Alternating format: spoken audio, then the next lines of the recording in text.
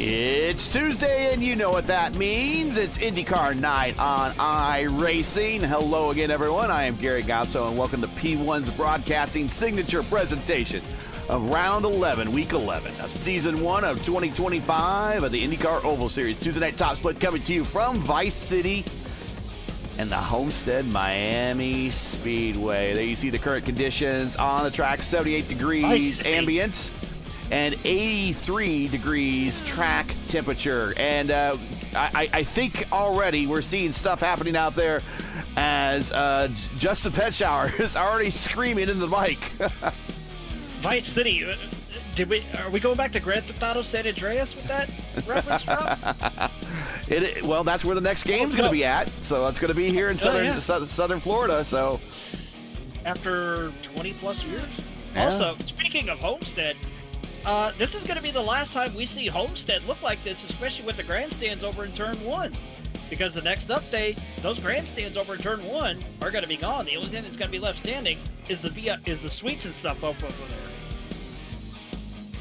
That's right. We're going to get a new scan here soon. Very, very soon. We're also going to get a scan.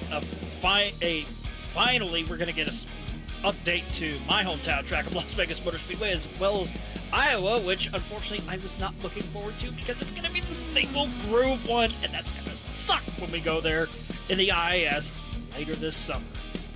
We shall see. 38 seconds left here in qualifying.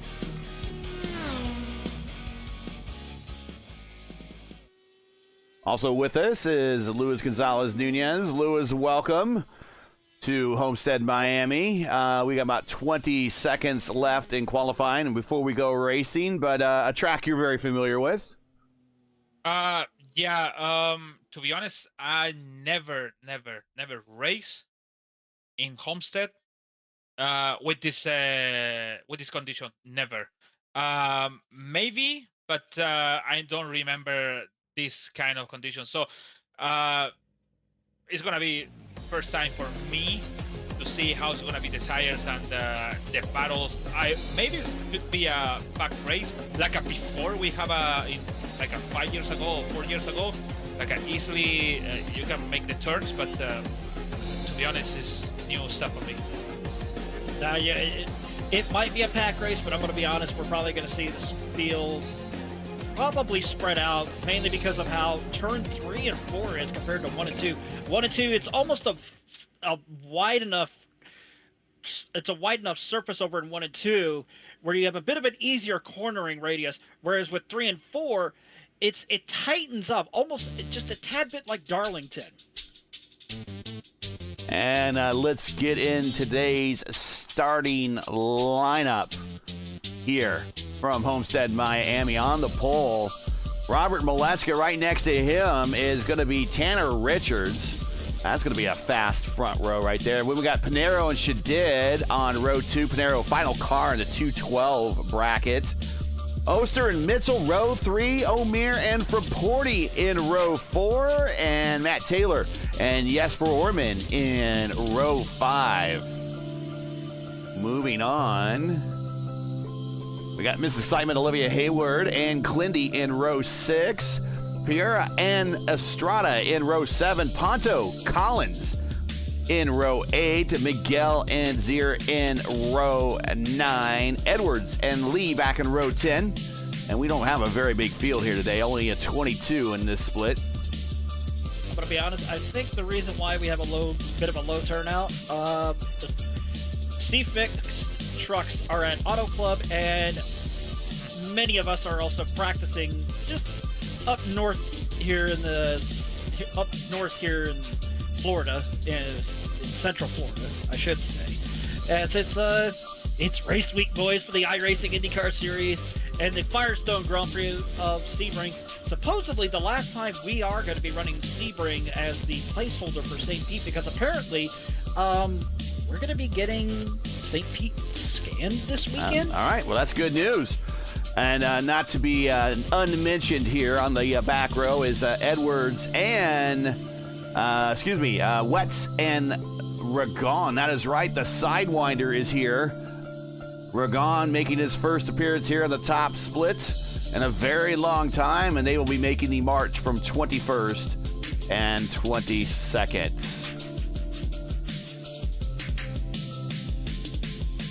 "75 laps, it should go by quick. I think we're in for a good race today, especially with the track conditions the way they are right now. Like a short race one we saw yesterday in ISRA. A very brisk race, at Iowa. Hopefully we'll see a quick win in a not I don't want to say a safe one, but definitely a green field one here. Coming to the green flag, Robert Malechka, your points leader on the pole. He's going to get a big jump here as he goes to the bottom to protect going into one. And we're underway here at Homestead, Miami.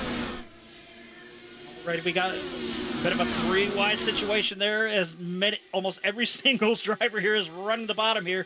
Fastest way around the track. And I believe that is Dave Mitchell that did not get a good start. He started 6th. He's going to be following around the mid-pack here as he's running the high line. Oh, contact! Clendy! Clendy! He kept it up the wall somehow. He stayed green. Already still have battles all over the place here as they go through turns 1 and 2 and down the backstretch here. Dirty air is absolutely going to be prevalent because going through the corners, you want to try and find as much clean air to not get so much understeer, as we like to call it here. But I'm trying to think of my words on how to say this, but I can't really think of a proper way to say it. Well, this racetrack looks like both ends are identical, but both ends don't drive identical. No. Actually, No. turn 3 and 4 is it's like the same, but it's not the same. It's like 1 and 2 is easy, it's taken. Actually, it's not really the big deal. But the 3 and 4 is like you think it's a big deal, and then you go to the wall. Yeah, it's a tighter radius, especially in this apex of the corner there, through the middle of 3 and 4. Like I said, it's almost like Darlington turn 3 and 4, except it's much higher bank. That was a little too close there for comfort. Even Lee grabbing a little bit of the apron, scooting up the racetrack. As right now, the whole, from 13th on down, they're all in direct contact with one another right now. As kind of the top 12 is separated and gotten to single file. Jesper Orman underneath Pereira to get that spot. He will not slide up. He will slide up right there on the exit of 4. Pereira going to take a look to the inside, try to get that spot back from Orman. Orman stays high, going to get a big run. Progressive banking here at Homestead, Miami. Allows you to run the top, the middle, and the bottom if you'd like. But really, when these cars get really wound up here, these Indy cars here at Homestead, the top line gets you a lot of momentum. Yep, 18 degrees on the bottom, 19 in the middle, and 20 degrees on the top. You can run anywhere on track here with how fun this track is. I still say I still miss the original flat one, but it's a lot.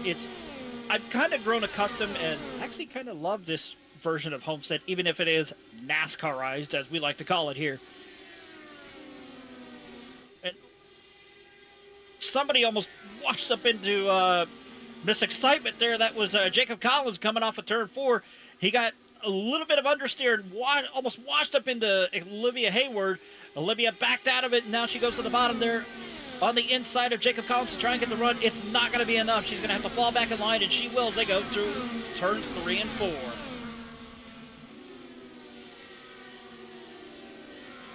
Number of cars are still side by side as they come off of turn 3 and as they come off of turn 4. Excuse me. They'll get single file, but once they go into the corners here, they will just scatter into the wind, as I like to call it here. It's almost the same thing that we had to do in when I was running in the NI. Wow, we're gonna go 3 wide. Oh, and Pereira grabs the apron. He scoots up the racetrack. He caught it. But that might have been an ill-advised move, as that's going to lose him lose track position from the battle in front of him between Fraporti and Orman for 10th, and now bring him into the clutches of Estrada. And this will be a battle for 11th now. Well, Pereira back at it now as he goes to the inside of Orman. Back out of it half a lap ago there as he almost ran into the back of Adriano Forporti as they came to the line that previous lap. It almost was contact. He almost lost that front part of his front wing. Orman did the better thing to do, and that was back out of it. That way he didn't run into the back of it. Pereira keeping the momentum up and getting around Forporti. Move him up in the ninth now. But don't count out Jesper Orman. They're going to try and go 3 wide. Not going to happen. Whoa! Orman sends Forporti dirty air. I think that was a bit of a clap back at him for saying, that's what happens when you cut me off. Special delivery. Orman now with the momentum as they come down the backstretch here. He is right in the draft of Daniel Pereira as they go into turn 3. Orman goes to the bottom of the speedway here, running that low line to 18 degrees of banking as they come off of turn 4. It's not going to be enough. He's going to try. He's got to remount that charge again. He should be able to get it as they go into 1 and 2. We got Daniel Hesche in chat rooting on Pereira. Maddie Sinclair checking in. Julian checking in. Shane Coker checking in. Welcome everybody watching from home, or wherever you might be for that matter. If you enjoy P1's coverage of the IndyCar iRacing IndyCar Oval Series Tuesday night top split and respect the stream, please do us a solid. If you're unable to donate to the broadcast, please do the next best thing by support us by subscribing. And while you're at it, don't forget to smash like and click the bell to help the algorithm so you don't miss out on future P1 iRacing broadcasts, including, as mentioned earlier, 1 o'clock this Saturday, the IIS opening round, opening weekend at Sebring, 1 p.m. Saturday, right here on P1. Don't miss it. The only 1 p.m. start that we will have for this IIS season. 55 laps around C-Bump, as we call it, and it's going to be fun because if you don't respect the bumps at Sebring, even in the IMSA series, you're in for a bad time. Oleska, your leader. He's up by 0.8 over Richards. Oster is keeping Richards at least a little honest right now. Oster in third. Go ahead. I hate to interrupt you there, but we have Jesper Orman in a hardcore battle here with Daniel Pereira as they go through 3 and 4. Side by side as they come off of turn number 4 here. It looks like Orman's going to be able to clear him. No, not clear him just yet. He is still side by side with Daniel Pereira as they go into 1 and 2. Orman down to the bottom of the speedway here. Pereira up on that high line there. He should be able to get it clear of him. But here comes the crossover from Daniel Pereira as they go into turn number 3.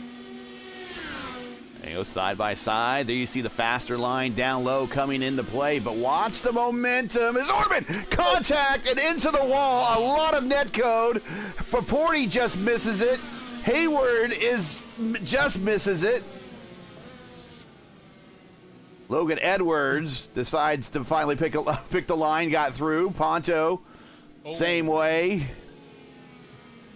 was about to say, up and over goes Orman. Oh my God, that was horrible net code. Yeah. And we'll get a better view right here. Well, you can't really see from that view. Let's maybe go back a little bit further on this one. Oh. Yeah, not the greatest net code. To quote Step Brothers, so much room for activities. Yeah, let's see here. Yeah, there's at least a wheel width there. And, yeah, that plants Orman's Dallara into the tarmac there. And then everyone trying to make a decision which way to go. Watch Olivia. Whew. Just scoots right on under. All right, so we are under caution. And everybody is coming to pit road. Also, another thing to take note of, that sun coming off of turn 4 is directly in the driver's eyes. Yeah, we will get some in-car shots to show people what that's going to look like. While we're taking pit stops here in December, P1 Broadcasting becomes the prime time home for Happy Hour at the Brickyard, your nightly destination for all the action leading up to the prestigious PRI Hoosier 500. The last kiss of the bricks for 2025 starts here. The countdown is on. Everybody pucker up and don't miss a second of the action.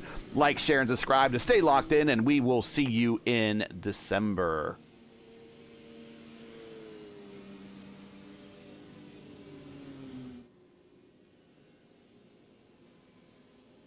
Also coming up later this year, P1 Broadcasting is excited to announce a brand new crown jewel event for the iRacing IndyCar community, a 600-kilometer, 186-lap battle at Michigan International Speedway on June 7th, 2025. An all-star invite-only roster of the IndyCar iRacing community will take the grid, competing for over $200 in prizes.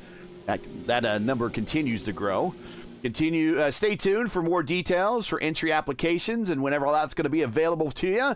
June 7th in Michigan will be a race to remember, and it'll be right here on P1. Staying out, Stephen Lee. He is going for track position. Malechka and the entire field behind him. Comes the pit road for fresh tires and to top off the fuel. And it is going to be a bit of a fuel save to get to the end, but if anyone could do it, it's probably this guy right here, Robert Malechka. Barring another caution that happens, like you said, it's going to be a fuel-saving race. But if a caution does come out, they'll be able to make it to the end.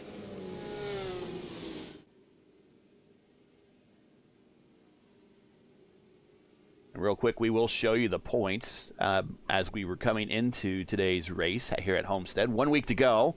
Next week is Championship Tuesday. There are your standings coming into today. Robert with the lead, Clindy second, and Pinero third. Matt Taylor with a good season is looking at a good top five. He is fourth. Richards fifth. Bizarro, Shadid, Quilla, Orman, and Collins. The interesting one about and the interesting name there in the top 10, I'll shout out, is Quilla. Quilla has done all of that without the aid of a top split race. Green flag in the air. It is Stephen Lee, Robert Malechka, Tanner Richards, 1, 2, and 3, barreling off in the 1. Tracy Shadid and Matt Taylor already side by side as they go through 1 and 2 here. Tracy Shadid up on the high line. He's getting hung out to dry there. I believe he almost had a little bit of an oversteer there. Got a little too close to Kyle Cudworth as they go through 3 and 4, but Tracy Shadid still maintains that position on the high line. Will he be able to get by Cudworth? He's got the momentum, as well as the draft from Matt Taylor as they go off into 1. The whole inside line, Rogue Racing, as all those teammates are going down low to kind of help each other with the draft down the straightaways. You see Clindy helping Estrada helping out Collins. This is all for 9th, 10th, 11th, 12th, and 13th.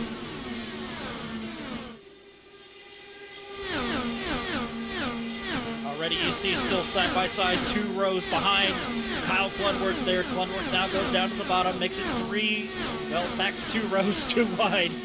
And Clindy should be able to get that. Not yet. I was about to say, that's why I hesitated there. He's still side by side with Trey Shadid as they go through 3 and 4. Shadid, he's still got that momentum, not by much though. But Clunworth should be able to clear him as they come off of turn 2 there. But still side by side, 2 rows deep. Already still some great action here at Homestead Miami Speedway with the IndyCar Oval Series. Guillermo Miguel back in 13th in a battle with Jacob Collins and the plain white wrapper. The battle of the plain wrappers. No sponsorship on the side of Miguel's either. And while Clunworth and Trey Shadid are battling side by side here, that is allowing Matt Taylor to pull away to get behind Mohamed Amir. So it's kind of working in favor for Clunworth to hold off Trey Shadid, but it's also working against Trey Shadid. But Trey Shadid will go back to the high side there to try and stay in line with Kyle Clunworth there. He's trying to figure out where he wants to put his car to try and get by Clunworth, but we know Clunworth, he knows how to put up a fight, especially on the old ones. Checking out chat, the pit report from Jesper. Not a positive one. He's not happy. And Nick Sudik checking in. Jacob Oster fuel safe special incoming. I don't doubt you at all. Although Tanner Richards has gotten around Robert Malechka, and that's kind of to no surprise. I bet you Robert now is 100% conserving fuel, dialed it back, and is allowing Tanner to punch a big hole in the air that he can follow through. He knows Stephen Lee's going to come to pit road eventually, and this will kind of set up a perfect situation for Robert, because when Lee comes to pit road, he'll lose, of course, the drafting partner. So if he puts Richards in front of him, he'll be able to draft off of Richards. Then Richards all of a sudden won't have a drafting partner, and he will have to make a decision on if he needs to conserve or just push, go to pit road, and hope for that caution. But it is Lee, Richards, Malechka, Oster, Pinero, your top 5. Mohamed Almir back in 6th, Taylor in 7th, Clindy 8th, Trace in 9th, and Pierre Pereira in 10th.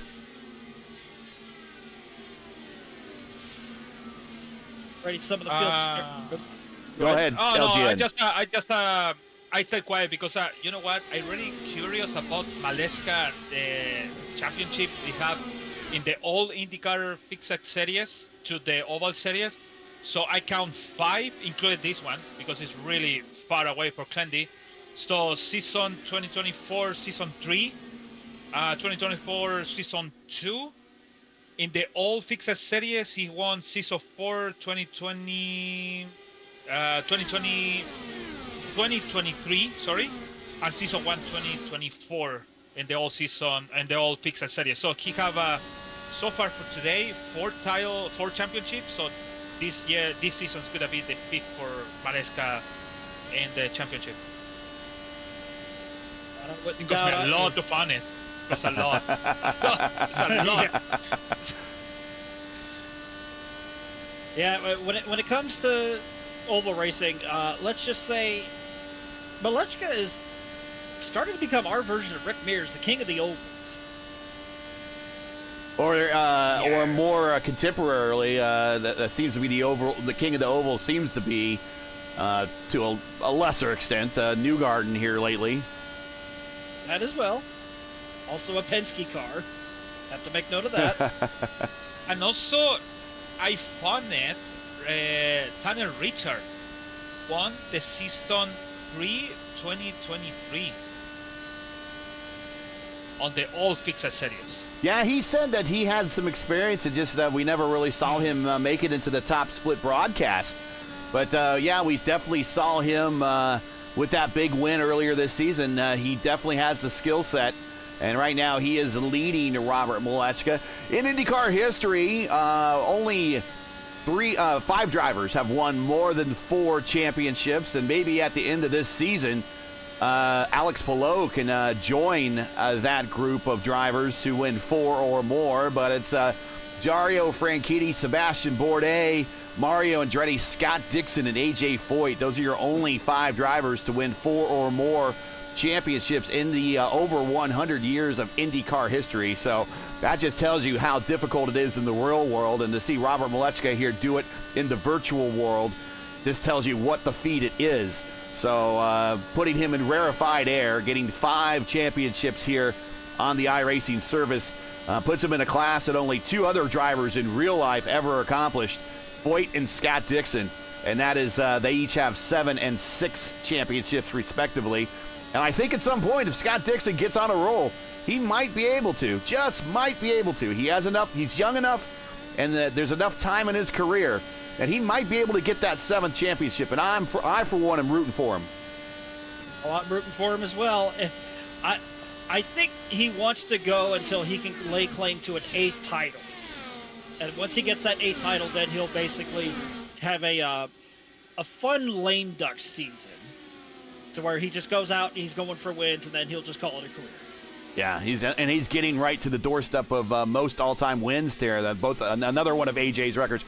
Clindy has caught Taylor, and he got really close to the attenuator of Taylor.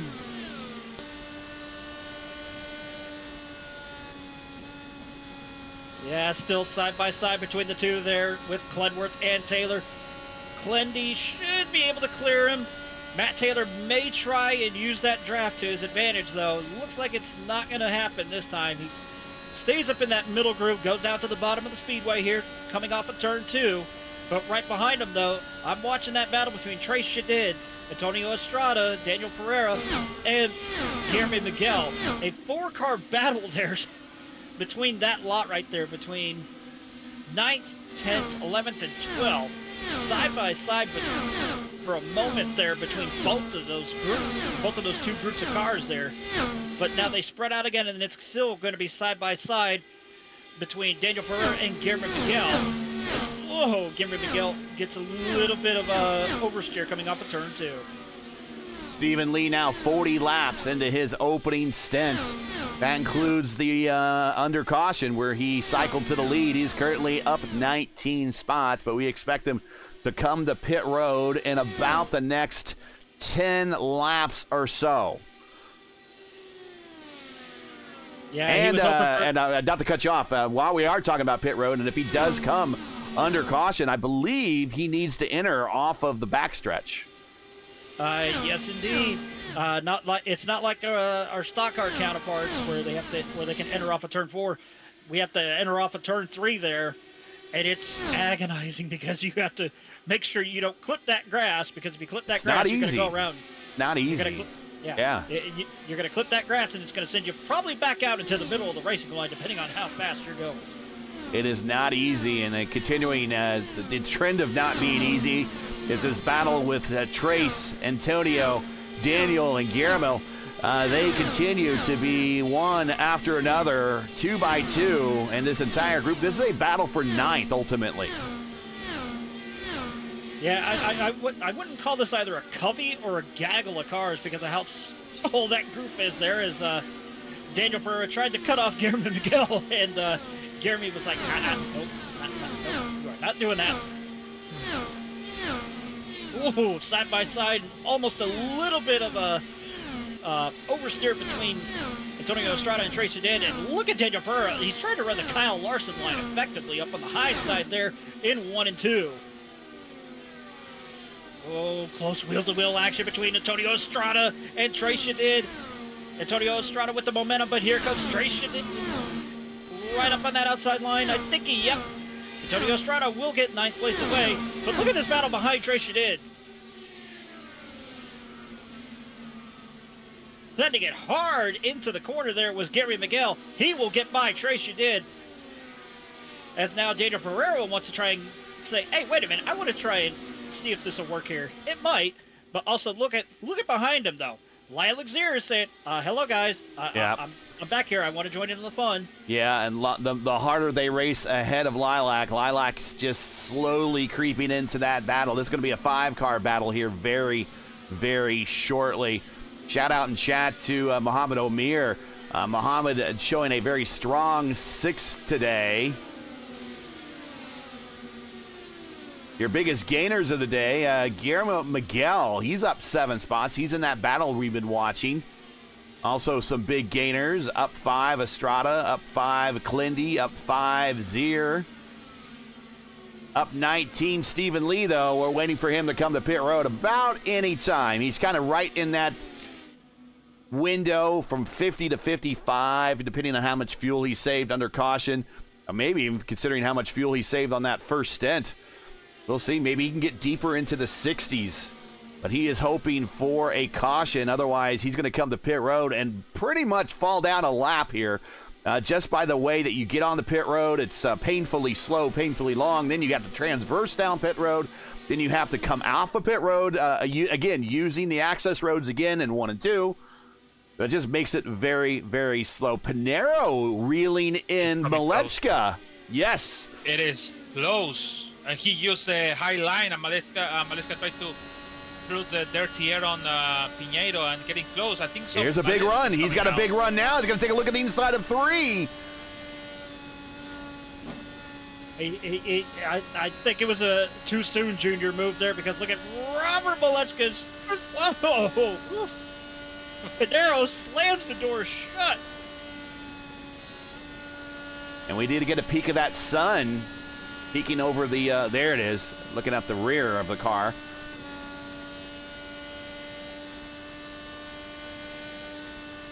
Oh, Stephen Lee pit. Stephen Lee, pit road. There you see him using that access road. He comes around now. He needs to get down to the limit right there at those cones. There he is, getting down to the limit now. He's on that limiter all the way down to his pit stall. Painfully slow pit road speed limit here, although it's not too bad compared to other tracks. It's 50 miles an hour. And we do get the 3 sets of tires, 2 in the pits, 1 in the car. No fast repairs. And down and away. So a short fill, new set of tires for Stephen Lee. He falls to the back of the order. Now he's kind of hoping for a lot of luck. Yeah, and sometimes Lady Luck does not go your way, especially with how quick these races go by. Now, if this was a full-distance race, 200 laps, 300 miles, he probably would have been able to get away with working his way back up to the field. All-time IndyCar wins leaders here over history. Sam Hornish, Scott Dixon, and Dan Weldon each have 3. The fastest Indy, and there's a pass for the lead from Pinero down low under Richards. The fastest IndyCar 300-mile race was held here. Back in 2009, Dario Franchitti won that race. No cautions for an average speed of 201.420 miles per hour. The track record under this configuration held by Sam Hornish in 2006 with a speed of 218.539 miles per hour. Remember, this racetrack has had more facelifts than a Kardashian. Yeah, it started out as a smaller version of Indianapolis Motor Speedway. Same rectangle shape, but instead of 2.5 miles, it was 1.5 miles. It was built mainly, this area was mainly hit by Hurricane Andrew in 1992. Yeah. Ralph Sanchez saw the opportunity to basically say, you know what, we could make something out of this land. Let's turn it into a racetrack. And it wasn't like that racing was a stranger to the Miami area. IndyCar was visiting there, part of the Miami Grand Prix. But putting the oval here definitely opened the door to allow NASCAR to kind of get into the market. And that's kind of what's monopolized the market here for the most recent part of history. Yeah. IndyCar history, though, actually dates back all the way to the Miami Fulford Speedway near... If I remember correctly, it was near downtown Miami when it was a board track back in the early... AAA days, yes.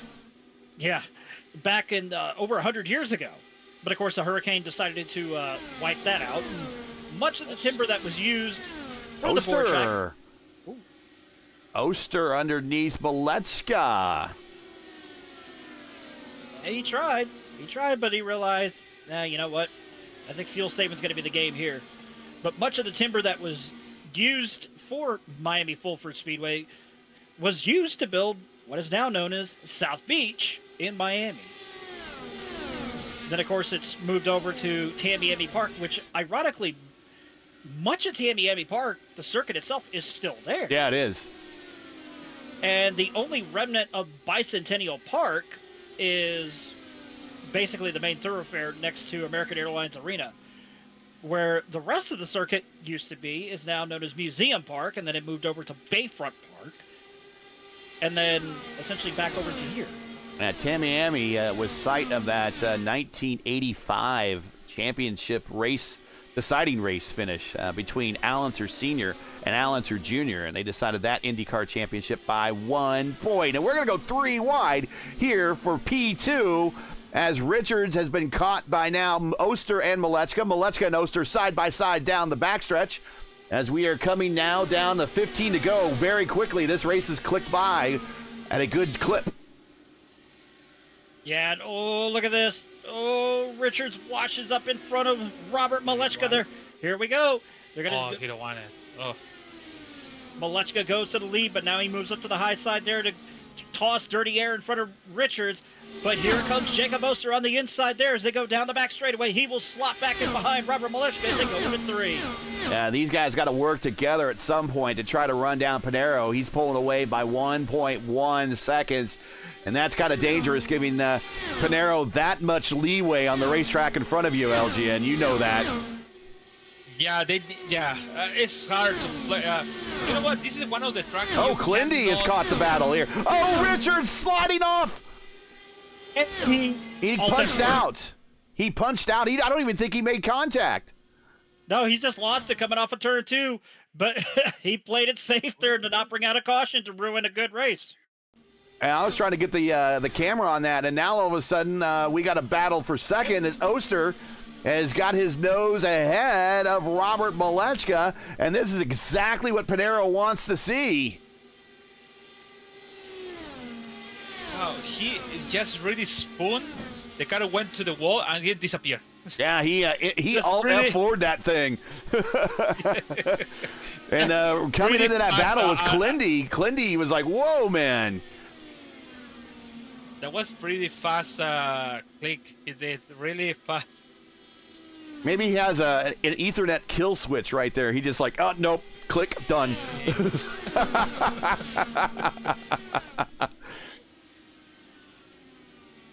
Well, we stay clean and green now with only the one caution that we've had so far from the incident between Orman and Pereira earlier in the race. So the only way to catch Pinheiro is one of these two guys have to push. Yeah. Like, because you cannot make a swap or switch between the position and things like we see in Pocono on this speedway. So, and here Malechka is the guy. That's why Oster is going too low. But the problem is coming Stephen Lee. Stephen Lee's got fresh tires and light tanks right now. And he's going to go to the inside of Oster. The problem is Pinheiro have a lap down in front. Yeah, he does, and that is not sure who that is. That's Chris Wetz. Chris Wetz is going to actually roll out of the throttle and allow Pinheiro on by. Yeah, Oster and Malechka realized Stephen Lee was fresh tires, and like you said, lighter fuel tank, and they basically just said, just let him go. Let him go.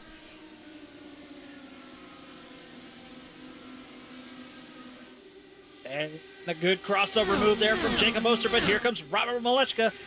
They're playing tandem draft, is what they're doing. And Clindy is getting involved here too. He's reeled him in. Clindy had himself a good night last night in the ISRA. Led over 100 laps at Iowa for a win there. He is their points leader. A little bit further back, Estrada and Miguel. This is for 7th.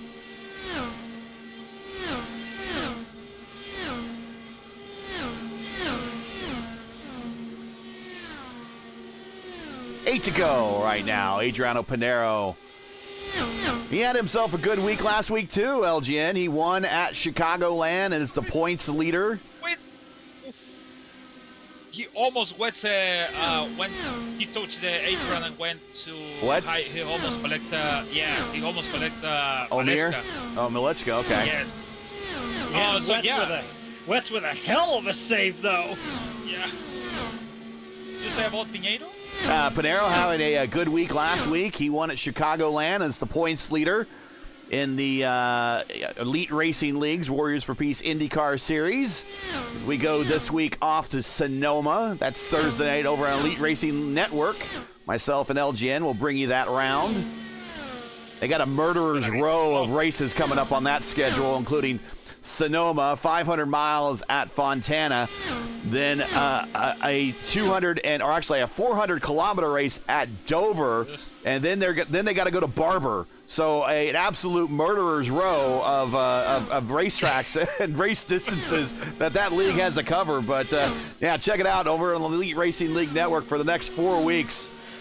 Every Thursday night, 7:45. Pinheiro is your points leader at the moment as these cars in front of Pinheiro dipping out of the way. That is Logan Edwards popping out of the way there. So Pinheiro now lapping up to, I think that was Logan Edwards. That's not Logan Edwards. Who is that? That's Hayward? Alexander Ragon. Oh, Ragon. Okay, so Ragon is back 2 laps. The Sidewinder looks like he has a safety on today. Yeah, and you mentioned Dover. Dover in this car, especially going through coming off of turn 4 on a start/restart, no fun. 200.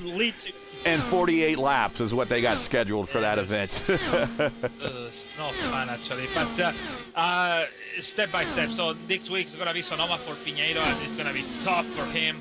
Like you said, we have 500 miles, and then Dover, and then Barber. We have a break, and then we come back to Long Beach, and then we going to Nashville, and then the Indy 500 week in ERN. And Nashville's not an easy track either for these cars, so a murderer's row of upcoming races in the Elite Racing League. And Pinheiro still our leader with a lap and a half to go into 3 and 4. Malecka getting a big run on the high side. He's going to get closer. We are coming to the white flag this time by.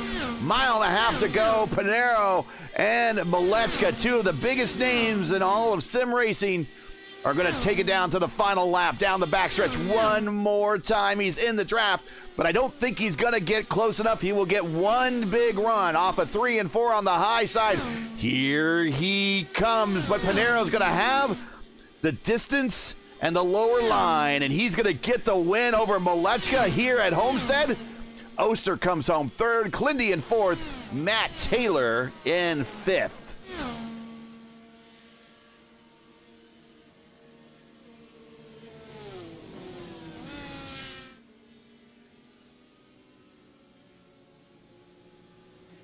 And a little bit of a love bump from Clindy there on the backstretch. Apparently we had a photo finish for fifth between Matt Taylor and Mohamed Omir.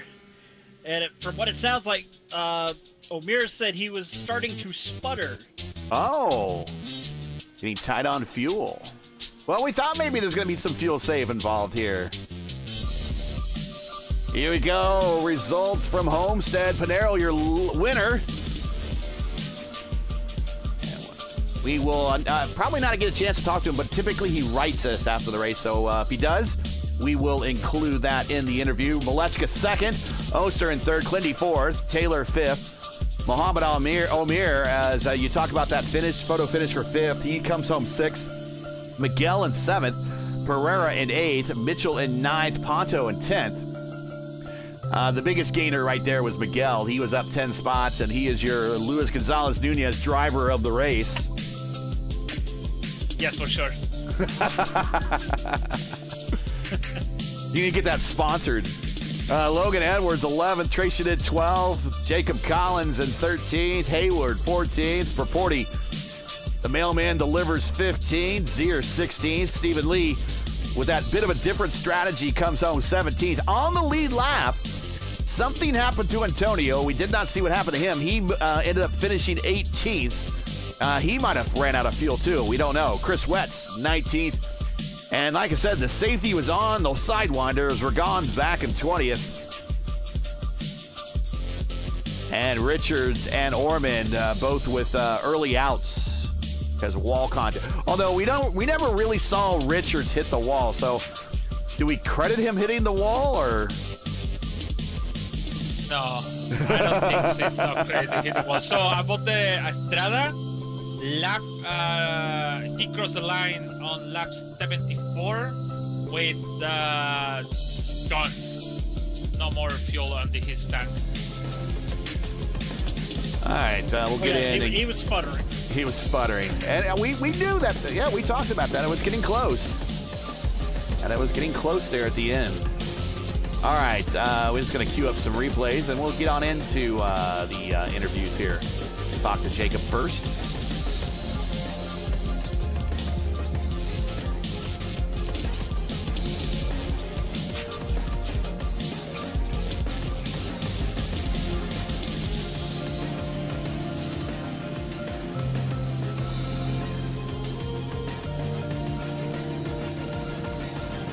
All right.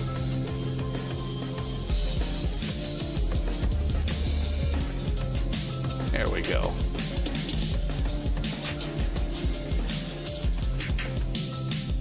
And let's cue out this music here too. Playing with some new music here for the program. LGN knows what I'm talking about. Oh no. All right. That's pretty good. Let's bring on in Jacob here. If he's here, he should be here. There he is.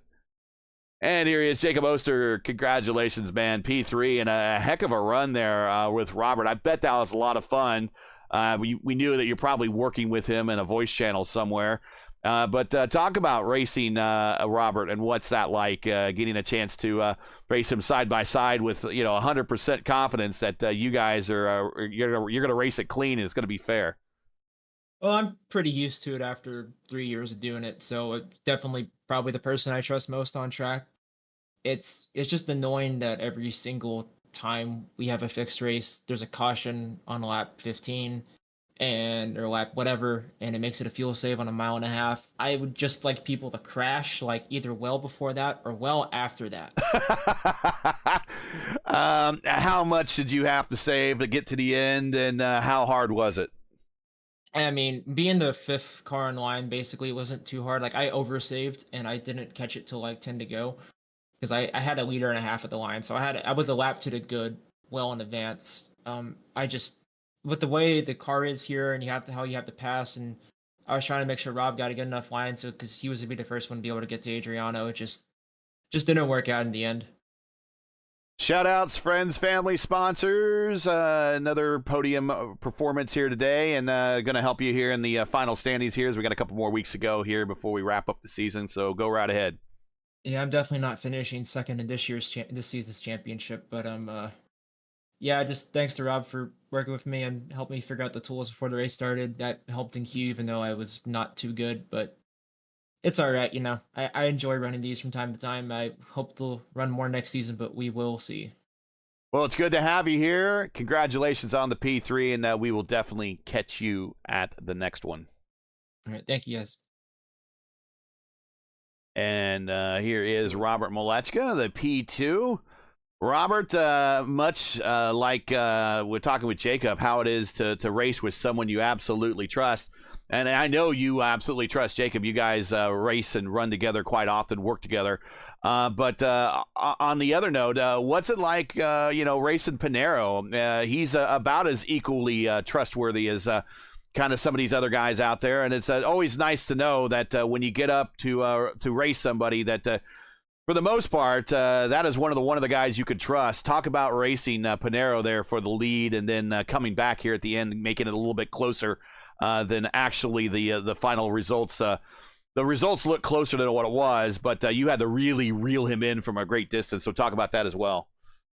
Yeah, it's always fun racing Adriano and Jacob and other guys that race. But yeah, I mean, I guess on that topic, right? It's even though it doesn't seem super competitive, it actually really is because this race was such a track position race that I knew I didn't want to give up track position, so I kind of sacrificed my fuel number to stay kind of P2, P3 in line, even though I knew guys like Adriano and Jacob were getting way better fuel numbers than what I was. Yeah. And I was just kind of hoping that they were not saving as well as I am, or as well as I was. But they were. Adriano must have had a number that he could hit in clean air, and got it with 15-20 to go. And took the lead, and I'm like, well, I was not close at all since I was mainly P2, P3 in line there. So just kind of unfortunate, but that's just sometimes that's racing, right? And that's just the luck you get rolled, and just with how hard it was to pass and all that, I took my odds and having cleaner air right than Adriano, and ultimately he was able to save really well when he was P4 line there, and just barely got across the line in time. So yeah, congrats to him. So LGN was tallying up during the race. We think that even with today's performance, coming into one more race to go, you're looking at another championship here. Is this going to be your fifth then? Is that by count that you have? Oh yeah, I mean, I not to be cocky, but I kind of knew I just locked up 4 weeks ago. Yeah. My main goal right now that I've been aiming for is beating, I think Tross set their overall record through 9 weeks last season. And so I've been trying to do that, with one less week counted, right? So right. I think he's like a 23, 26 around there points. And right now I'm at 2293. So even if I got the win here, it wouldn't have mattered, right? So, hopefully we get an over like 5.1, 5.2 KSWF for Atlanta next week, and can go for the win there, and hopefully the overall points win her highest scored points in the season ever. Well, we'll try to track down that math here for next week so we can have something to monitor during the race. But yeah, we were telling him, and if this is your fifth, there's only in real life, just to tell you how hard it is, in real life, there's only 2 drivers that have 5 or more IndyCar championships, and that's Scott Dixon and AJ Foyt. So to get 5 even on the virtual level is something pretty special, and we're trying to tell people it's no easy feat. It's more in the video game. That's kind of what we're trying to get at. So congratulations on that, and we always look forward to seeing you in the lineup and seeing what you can do on the racetrack. Any shout outs, friends, family, sponsors you want to say hi to for this big P2 today? Next Jacob, you caught me a few breaks there. Because it would have been really close on exit a few times, and thanks to him for not really risking it too much. Yeah, and once again, congrats to Adrian on the win and the really good fuel save there. All right, well, congratulations, and we'll catch you next week at the final race of the season when we go to slippery old Atlanta. Yeah, looking forward to it. Thanks, guys. Yeah. All right, and I see a message from LGN, so I think that is a message from Pinero, so we will cue his car up on screen. And it was suggested to me, LGN, that we need to type Adriano's interview into AI and then have AI give it in a Brazilian accent, but in English. No, I really suggest to Adriano coming here like he did in ARN to say hi and just say something and stuff and just read it and just go. That's it. He has to do it. So I know it's hard, but maybe he can try. I know he already talked. Well, said, his I'm not really good in English, but he can do it. Well, yeah, my Portuguese is probably worse than his English. So, and I don't know any Portuguese. But we do have a note from here. Hello, friends. Good evening. Congratulations to Rob and Jacob on the podium. He says, wow, finally a victory. I made a little mistake in my qualifying there in turn 1, but I think it would be difficult to get the pole. Rob has always done impressive times, and in the race, I tried to worry about tire degradation. The yellow light made the race exciting. I was able to alternate fuel economy with some attacks. I was able to overtake Jacob. Then I overtook Robert. I spent some time saving behind Tanner.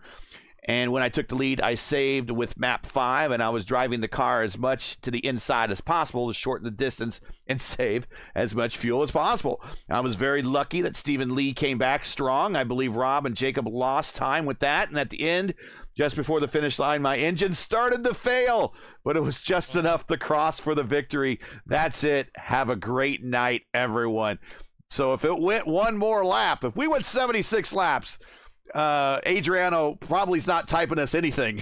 It's Robert Malecka getting the win. But wow, just that close, guys. Just that close. So me, you, okay? Well, yeah, go ahead. Pretty close for what was pretty close for that. Happened with Antonio Estrada was shop. I said that's the word I used to use when I was in Neki team. Chop, like I chopped the car, so like I'd gone. So out of fuel 1 lap before, so very lucky. He did a good math, and good for Adriano. I hope it's gonna be good for him on this week on ERN on Sonoma. Tough. I'm gonna make practice around. Let's see what happens, and I can have maybe very clear when it's gonna be in that track. So good for all the people here. But for Jesper Osman, Orman, Jasper Orman, that's the word. I didn't mention about the Clendy. Good hands.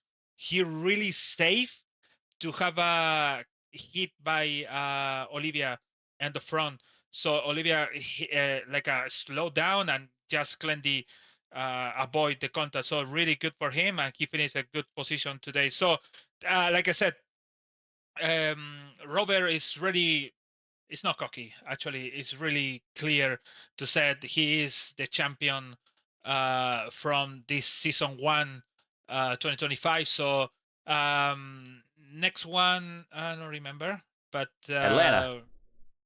yeah, tough. I hope maybe everyone can be coming for the last one for the season. Atlanta is really, we always see, it's always hot and always good to use the high line. And then when you tie it, it's really good. You can use the slow line. But the thing is you have to use it very smart, because if it's not, you can overheat the tires. So anyways, good race today. See you in the next one. JP, final thoughts here as we move on to the last race of the season. Well, it was a good race. It's a bit of a, I kind of called it was a bit of a packy race early on, and then it started to spread out. You'd see packs form here and there, mainly going through the corners, but that's just to find clean air as best as you can. Didn't expect to see Jesper Orman get neck coated, but at the speeds we're going, there's really nothing more you can do. You're just a passenger along for the ride. I kind of wish we would go back to Homestead in real life, that way we could run it in the IIS, because I'm going to be honest, I love Homestead. I absolutely love this track. But ISC/NASCAR controls it. There. But I'm looking forward to Old Atlanta compared to Atlanta Dega, as we affectionately call the new Atlanta now. But other than that, it's been another great season for the IndyCar Oval Series. And now my focus mainly this rest of this week turns to Central Florida and Sebring, because like you said, it's opening week for us in the IIS, and God, I cannot wait. 55 laps around one of the best road courses in North America, I'll say. Yeah. And, you are the IIS ambassador, so look at all the, if you need the latest information on the IIS, check out the forums over on iRacing. You'll have a big thread there with everything you can do to expect on what to do for the first race this week. I wouldn't toot my own horn there. I just carried over a thing that I had been doing in the NIS for 12 years. That was mainly just make the race week threads and just go focus on finding ways to improve qualifying, come up with strategy, which is mainly, it's going to be 14 laps, regardless of what fuel map you put it on for Sebring. So it's going to be interesting. I will say this though, doesn't matter what setup you have, that left front tire is going to take a beating. So you're going to see guys, you're going to see a number of us probably take it easy going into the corners, especially Sunset Bend. All right, that's going to do it for tonight. Once again, your podium from Homestead. Jacob Oster comes home third. Robert Malechka second. Adriano Pinero gets the big win, and he will go on to later this week. You'll see him over it won't be here, but it'll be us bringing you the action over on the Elite Racing League and the Elite Racing Network for their Warriors for Peace IndyCar Series, as he goes for another win this week at Sonoma. But getting the week off to a good start here for Adriano Pinero. Join us again next week for round 12, week 12 of season 1 of 2025. It's Championship Tuesday of the IndyCar Oval Series Tuesday night. Top split as the teams and drivers head to Atlanta Motor Speedway for the final week of the season. Coverage begins around 7:15 p.m. Eastern Time. Again, it's 7:15, and it's the last time, thank God, we start at 7:15 and we move to 8:15 for the summer, or at least for the spring. And that allows me to at least eat dinner here before these races. So thank God for the time change. And we also get our colleague back, so to say. Yeah, we'll get and we'll probably get some bigger lineups too. So looking forward to that. But hey, we love bringing these races to you. They're not easy and require time and money to produce. Because of your generosity and donations, we've been able to bring you IndyCar Oval action nearly sponsor-free. And if you share our passion for the sport of IndyCar and enjoyed our coverage of the IndyCar Oval Series Tuesday night top split, please take time to visit our GoFundMe page. The link is in the description, and donate to our 2025 broadcast fund. We realize times are tough, so any contribution would be greatly appreciated. We want to thank you for watching and make us a part of your Tuesday evenings each and every week. Now, as you know, the YouTube algorithm game is not an easy one, so please help support P1 with the weekly grind. Leave a comment below. Let us know you thought of tonight's race and have enjoyed tonight's coverage. Support us by smashing like in the video. And everyone that chimed in chat, thank you so much. If you're new, click subscribe, and while you at it, hit the bell for weekly reminders so you don't miss out on more of P1's other iRacing programming, including tomorrow night, the Formula Indy Series, 150 laps, 150 miles at the Milwaukee Mile for the Echo Blade 150. And don't forget, 1 o'clock Eastern time this Saturday, the IIS starts off. That's right, the IndyCar iRacing Series, round 1 from Sebring. The campaign for 2025 championship starts this Saturday. Don't miss it. Track cams for this race are provided by Whiplash Sim Cams. Get the most out of your iRacing experience with Whiplash Sim Cams. To learn more about Whiplash, like them on Facebook or follow them on X and Instagram. All the links you need are in the description. For business inquiries and learn more about P1 and what we do, visit us on Facebook. Like us on X and Instagram. And while you're there, go to our Linktree link and follow all our social links there. All the links you need are in the description. So for Justin Peshar, Luis Gonzalez-Nunez, everyone here at P1, I'm Gary Gatto saying all good night. Thanks for watching. And to all of our men and women serving in the military and its first responders, Godspeed, God bless, and come home safe. Catch us again right here next week in Atlanta for Championship Tuesday. And the next race off, the IndyCar Oval Series Tuesday night top split on P1. Good night, everybody.